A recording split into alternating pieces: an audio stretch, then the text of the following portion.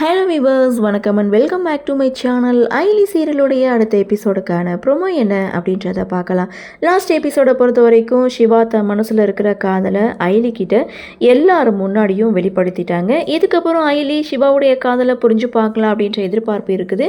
இன்னொரு பக்கம் இந்திராணியுடைய ரூமில் செலியன் இருக்கார். அதுவும் பாவையுடைய கட்டாயத்தினால பாவைக்கு இங்கே செலியன் கதை சொல்லிகிட்டு இருக்காரு.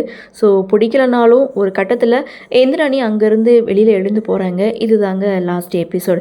சரி, ப்ரோமோ அப்படின்னு பார்க்கும்போது செலியன் தன்னுடைய ஃப்ரெண்டை வச்சு இந்திராணியை கடத்தலான்னு ஒரு பிளானை போட்டு இந்திராணியை கடத்த முயற்சி பண்ணுறாங்க. ஸோ ஆனால் அவங்களுடைய ஃப்ரெண்ட்ஸ் பார்த்திங்கன்னா இந்திராணியை கடத்துறதா நினச்சிக்கிட்டு அயலியை கடத்திட்டாங்க. இந்த விஷயத்தை செலியன் சிவா கிட்ட போய் சொல்ல, சிவா அந்த வழியாக வர்றாரு, ரூமை பார்க்குறாரு, இங்கே இந்திராணி தூங்கிட்டு இருக்காங்க. அதை பார்த்துட்டு மாம்சு, நீங்கள் அக்காவை கடத்துறதுக்கு பதிலாக அயலியை கடத்திட்டீங்க அப்படின்னு சொன்னதும் செலியன் என்ன சொல்கிற அப்படின்னு சொல்லி செம ஷாக் ஆகிறாரு.